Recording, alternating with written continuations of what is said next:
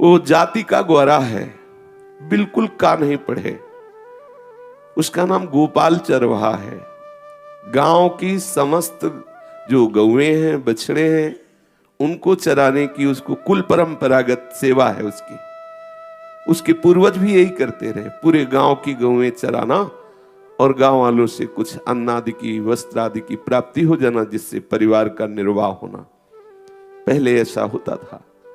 जो धनी मानी जन होते थे वो सेवक रूप में रखते थे, तो गांव के जो लोग दे सकते थे सेवाएं, वो अपनी भी गौएं उसकी उसमें कर देते और उसको अन्न आदि देते, जिससे उसके परिवार का भरण पोषण होता। बिल्कुल पढ़ा लिखा नहीं, कोई आचार विचार नहीं कि ऐसे नहाना चाहिए, ऐसी ऐसी क्रियाएं करनी चाहिए शास्त्री। जब शास्त्र का ज्ञान नहीं, किसी भी तरह की कोई सत्संग नहीं, कोई भागवतिक वृत्ति नहीं, केवल गौ चराना, बिल्कुल अनपढ़ गंवार।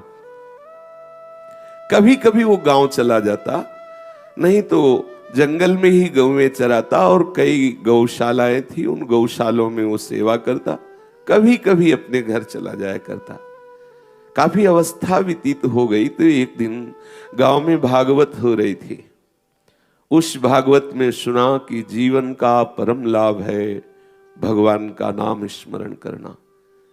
यदि भगवान का नाम स्मरण नहीं किया गया तो जीवन मृत तुल्य है, क्योंकि भगवान नाम जप से ही भक्ति का विशुद्ध प्रादुर्भाव होता है। जिन हरि भगत हृदय नहीं आनी, जीवित सब समान ते प्राणी। वो जीवित मुर्दा टहल रहा है जिसके हृदय में भक्ति नहीं, चाहे वो कोई भी हो, शरीरधारी। यदि हृदय में भक्ति नहीं है प्रभु के श्री चरणों की, तो तुम्हें दिखाई दे रहा है वो जीवित, लेकिन वो मुर्दे के समान है। उसकी जो श्वास चल रही है वो लोहार की धोकनी के समान है। उसके जो नेत्र हैं, जैसे मोर पंख में नेत्र हैं लेकिन देखने के काम नहीं आते, तो वो नेत्र उसके मोर पंखे के समान व्यर्थ हैं। नैनन संत दृश्य नहीं देखा, लोचन मोर पंख कर लेखा। उस जिसकी वाणी से भगवत यश गान, भगवान नाम कीर्तन नहीं होता, प्रपंच की वार्ता होती रहती है, तो जिन भगवत चर्चा से रहित वाणी का वर्णन महापुरुषों ने किया है कि जी है सो दादुर जी है समाना, जिन नहीं करे राम गुण गाना, जी है सो दादुर जी है समाना। मेढक की जैसे जबान टर टर बिना किसी अर्थ की बोलती रहती है, ऐसे व्यर्थ की वाणी है जिसमें भगवान नाम, भगवत लीला, भगवत रूप गुणगान न किया जाए। जीवन की सार्थकता यही है। उसके हृदय में बैठ गई बात कि हमारा जीवन तो गौ सेवा में जा रहा है, कोई महत्व बुद्धि से नहीं गौ सेवा कर रहा, केवल उदर पोषण का एक साधन है। उसके मन में आया इसमें तो कुछ लगता नहीं है, मैं भी नाम जपूं, लेकिन जपूं क्या। थोड़ी देर और खड़ा रहा तो वहां कीर्तन हो रहा था, जय राम कृष्ण हरि, जय राम कृष्ण हरि, जय राम कृष्ण हरि, जय राम कृष्ण हरि। उसके हृदय में बात बैठ गई।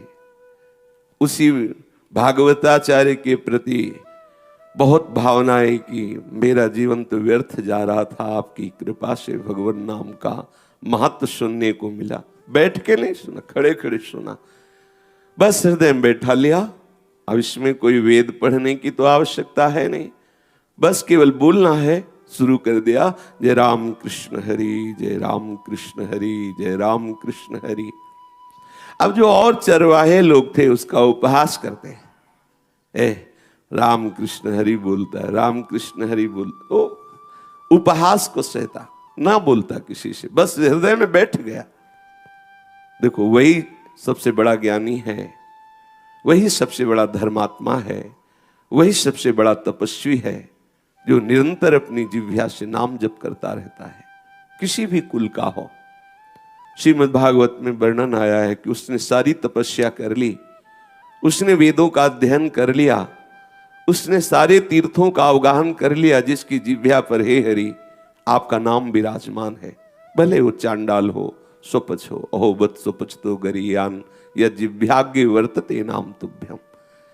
कब दयानिधि रीझ जाते हैं कहा नहीं जा सकता, एकदम गंवार आदमी है। लेकिन कृपा सिंधु की कृपा हुई, उसके हृदय में नाम प्रियता जागृत हो गई। काफी समय व्यतीत, अब तो उसकी जिह्वा अनवरत बिना किसी विक्षेप के बस राम कृष्ण हरि राम कृष्ण हरि राम कृष्ण हरि गाय चराता, और हर समय अब तो घर जाना भी अच्छा न लगने लगा। एक दिन गांव के कई लोग उसका उपहास कर रहे थे और वहीं से एक महात्मा जा रहे थे।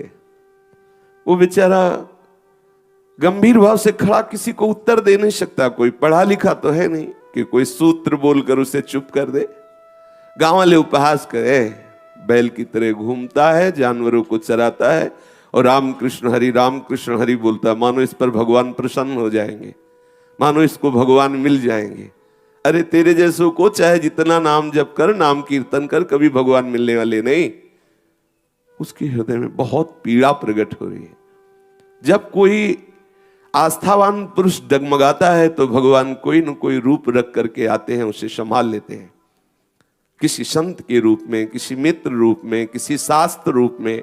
वही चैप्टर सामने खुल जाएगा जिससे आपकी पुष्टता हो जाएगी। भगवान संभालते हैं।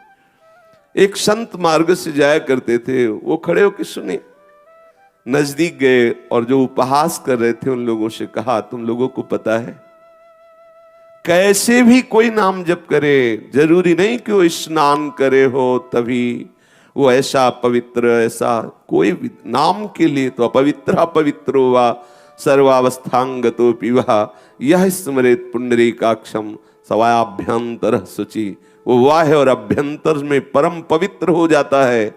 चाहे पवित्र हो, कैसी भी परिस्थिति हो, जो कमल नयन भगवान श्री हरि का नाम जप करता है वो बाह्य और अंतर दोनों से पवित्र हो जाता है। वो पवित्र ही नहीं, मम भक्ति युक्तो भुवनम पुनातु, वो समस्त लोगों को पावन करने वाला बन जाता है। गोपाल चरवाहा से संत ने कहा, तुम चिंता मत करो, मैं तुम्हें विश्वास दिलाता हूं, तुम्हें भगवान मिलेंगे। ये क्या जाने, ये मूढ़ लोग हैं। भाव कुभाव अनख आलसहु, नाम जपत मंगल दिशि दशहु। भाव से, कुभाव से, अनख से, आलस्य से उपहास करने के लिए, संकेत में, परिहास में कैसे भी कोई भगवान नाम उच्चारण करे, निश्चित उसका मंगल होता है। क्या मंगल होता है? समस्त अशुभों का नाश होकर के उसके हृदय में दिव्य ज्ञान का प्रकाश होता है। ऐसे से गंगा किनारे भ्रमण करने पर संतों के दर्शन हुए, बिल्कुल पढ़े लिखे नहीं और ब्रह्म तेज से संपन्न पाए गए। जब वो बोलते तो वेदांत के सूत्र उनकी सरल भाषा में निकलते। जो वो बोल रहे हैं वही देख लो वेदांत में लिखा हुआ है। क्यों? क्योंकि प्रणों का निरंतर जप करते तो प्रणों से समस्त वेद प्रकाशित हो गए।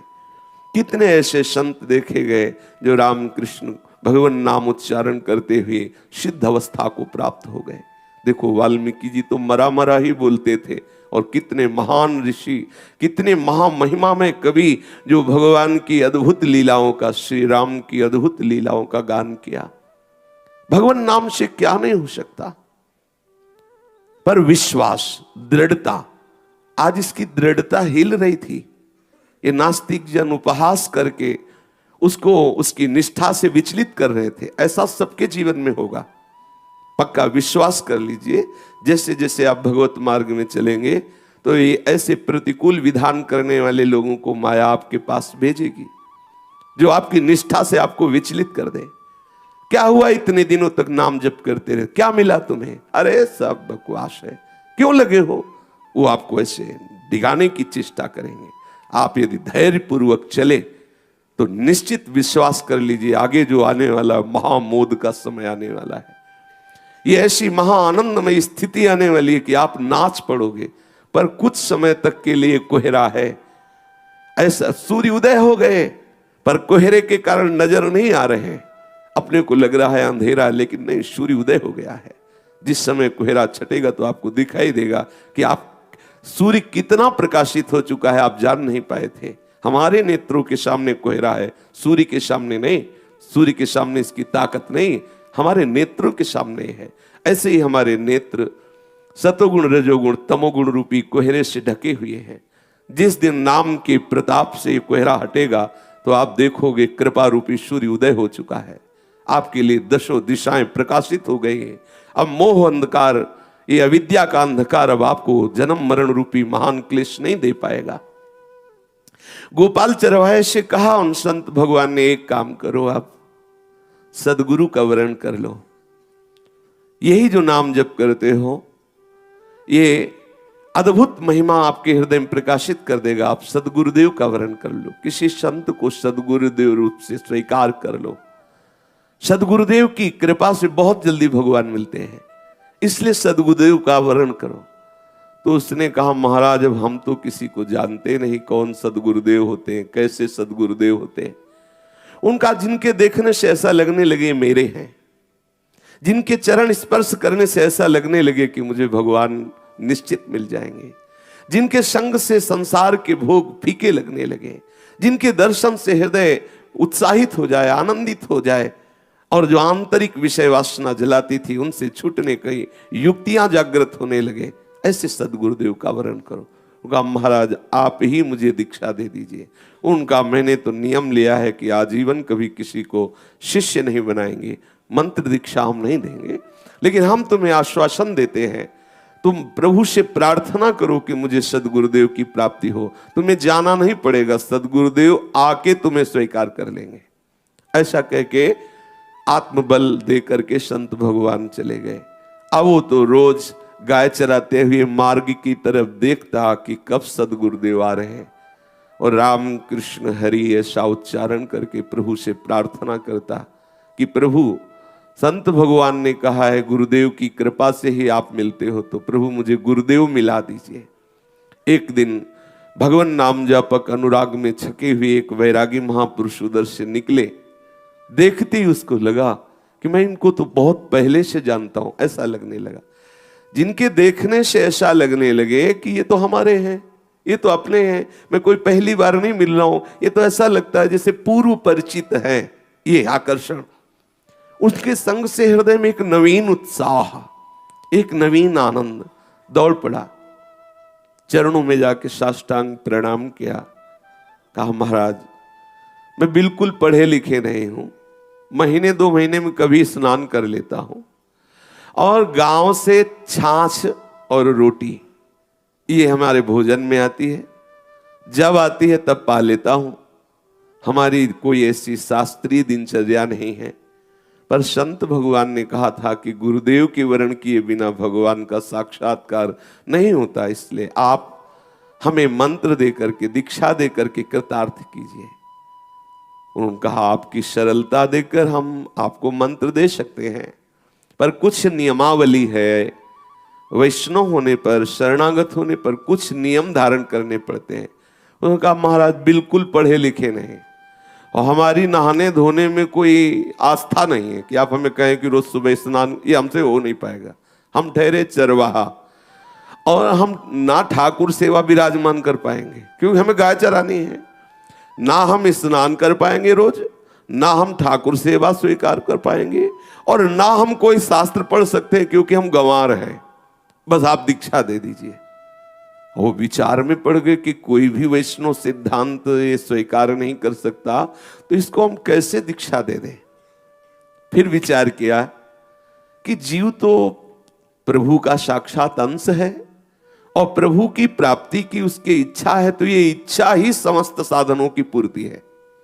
ध्यान दीजिए, आप सब क्रियाएं कर रहे हैं, लेकिन आपके हृदय में भोग भोगने की इच्छा है, तो आप अपवित्र हैं। आप बिल्कुल स्नान नहीं किए, लेकिन आपको भगवत प्राप्ति की इच्छा है, तो आप परम पवित्र हैं। यह सूक्ष्म विषय है। हमारे अंदर भगवत प्राप्ति की अगर इच्छा जागृत हो जाए तो सब मलिनताएं इस इच्छा से नष्ट हो जाती। जैसे अभी हम सत्संग सुन रहे हैं तो हृदय कितना शीतल निष्काम, अभी भोग वासना प्रकट हो, भोग की इच्छा प्रकट हो, मलिनता छा जाएगी। एक भोग, किसी भी इंद्रियजन्य भोग की इच्छा होते ही हृदय मलिन हो जाता है, चंचल हो जाता है, क्लेश युक्त अशांत हो जाता है। तो जब भगवत प्राप्ति की इच्छा जागृत होती है तो इस इच्छा में इतनी सामर्थ्य है कि वो संपूर्ण अपवित्रताओं का नाश करके उसे परम पावन बना दे। तीर्थी कुर्वन्ति तीर्थानि, वो तीर्थों को तीर्थत्व प्रदान करने की सामर्थ्य वाला हो जाता है, जिसके हृदय में भगवत मिलन की चाह प्रकट हो गई है। उन गुरुदेव भगवान के हृदय में एक बात आई कि ये भगवत मिलन चाहता है, इससे बढ़कर और क्या हो सकता है। तो उनका ठीक है, जाओ, अच्छा आज तो स्नान करके आ जाओ। बोले महाराज अब ये भी आज्ञा पालन नहीं होगी, अब हमें गाय चराने हैं, आपको स्नान करने जाओ, हम कई कोस चल के गंगा नहा के आए, ये हमसे नहीं हो सकता, क्योंकि हमारा गाय चराने का काम। संत भगवान विचार में पड़ गए कि तो बहुत ही बिल्कुल अनपढ़ गंवार आदमी। अच्छा मैं तुम्हें भगवान का मंत्र देता हूं, लेकिन एक नियम तुम्हें स्वीकार करना पड़ेगा, अगर ये नियम स्वीकार नहीं किया तो मंत्र नहीं देंगे। तो उनका जी एक नियम तो कोई बता दो, वो स्नान करने वाला ना हो, शास्त्र पढ़ना ना हो और ठाकुर सेवा ना हो, तीन के सिवा और आप बता दो जो। फिर वो विचार में पड़ गए कि ठाकुर सेवा भी नहीं, शास्त्र स्वाध्याय भी नहीं, स्नान भी नहीं। तो उनका एक काम करना कि भगवान को भोग लगा के पाना। कैसे भोग लगाया जाता है? सामने भोजन रख लेना और आंख मूंद करके ना, हे गोविंद हे कृष्ण पधारो, क्योंकि कोई मंत्र आदि की तो दयम वस्तु गोविंदम तो वो पढ़े लिखे नहीं। आप कहना कि हे कृष्ण हे करुणामय, आप कृपा करके पधारो और जो हमारे पास रूखा सूखा है आप पाओ, और थोड़ी देर आप देखना और भगवान को पवा के फिर पा लेना। हाँ ये बात हो जाएगी, क्योंकि इसमें कोई नहाना धोना नहीं, कोई ऐसा। हाँ ये ठीक है। अब वो सरल हृदय का जितनी बात स्वीकार करता, बिल्कुल ठीक उसको निर्वाह करने वाला। गुरुजी तो उसको मंत्र दिया, श्री तुलसी जी की कंठी धारण कराई और कहा बेटा बस खूब ये मंत्र जपना, और इसके बाद ऐसे जब प्रसाद पाना तो ठाकुर को भोग लगाना। अब वो तो केवल भाव के लिए बोले थे कि आंख मूंदना और भगवान पाएंगे। अब उसके पास रोटी और छाछ, जो मठा है उसे छाछ कहते हैं, गांव से 4-6 रोटी आ जाती और छाछ आ जाती। और एक रज के पात्र में छाछ रख के और एक पत्ता में रोटी रख के आंख मूंद के बैठा, हे गोविंद हे कृष्ण पधारो। गुरुदेव ने कहा है कि आप पाओ भोग तब हम पाएंगे। थोड़ी थोड़ी देर में आंख खोल के देखता, वैसे ही छाछ और रोटी रखी मिलती। अब शाम हो गई, लेकिन गोविंद पद, उन गुरुदेव का मतलब था भाव से समर्पित करना। वो सीधा साधा आदमी समझा कि भगवान को पवा के पाना, भगवान आएंगे उनको पवाएंगे, हम भी पालेंगे। उसके हृदय में बात बैठ गई। बड़े आश्चर्य की बात है, उसने एक कवल्प नहीं पाया। गायों को रोटी पवा दी, छाछ फेंक दिया। दूसरा दिन हुआ, फिर उसके लिए वही छाछ और रोटी, कोई तीसरी चीज ही नहीं, गांव का ग्वारा। फिर वो ऐसे बैठा, हे गोविंद हे कृष्ण पधारो। शाम तक हो गया, फिर भी देखा कि प्रभु नहीं आए, फिर वही गाय को रोटी खवा दी। ऐसा अब दिन पर दिन व्यतीत होने लगे, अब तो चला ना जाए।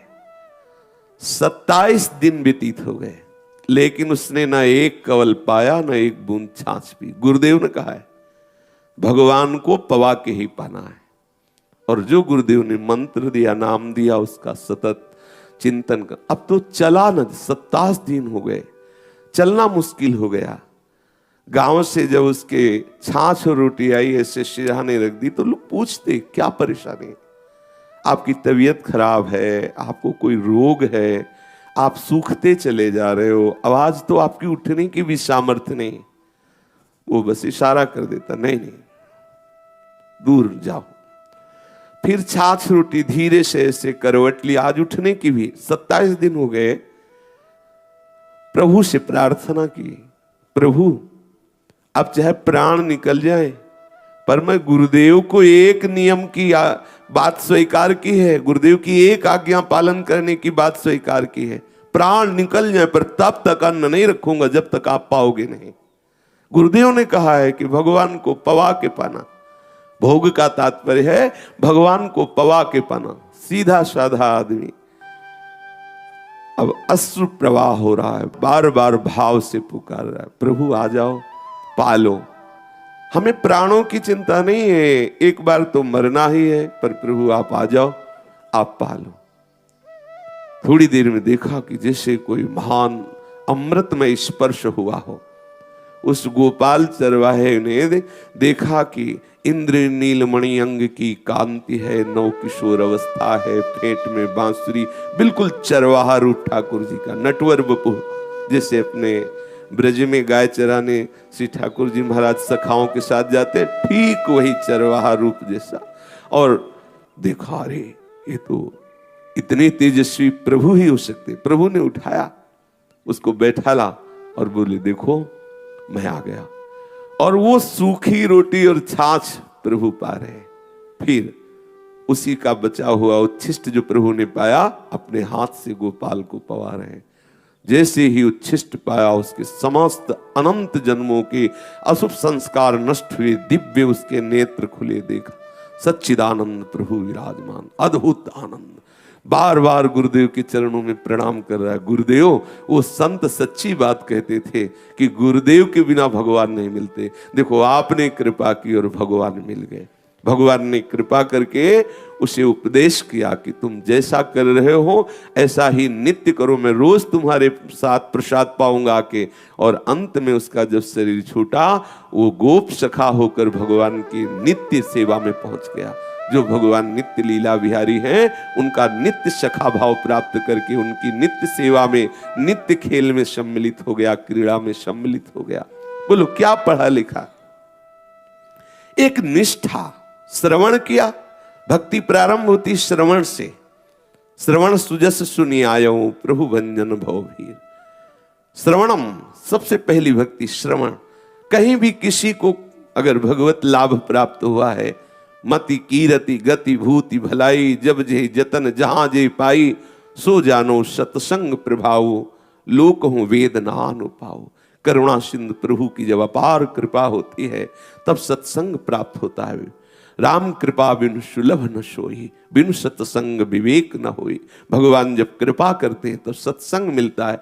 हमारा सत्संग से जो परम लाभ मिलना चाहिए वो इसीलिए नहीं मिल पा रहा है कि हम बात को दृढ़ता पूर्वक पकड़ते नहीं हैं और साथ में कुसंग करते रहते हैं, इसीलिए हमें लाभ नहीं मिल पा रहा। यदि हम सत्संग की एक भी बात दृढ़ता पूर्वक पकड़ ले, प्राण चाहे निकल जाए, हम वो बात ना छोड़े, तो ठाकुर जी का अनुभव हो जाएगा, समस्त वासनाएं क्षीण हो जाएंगी।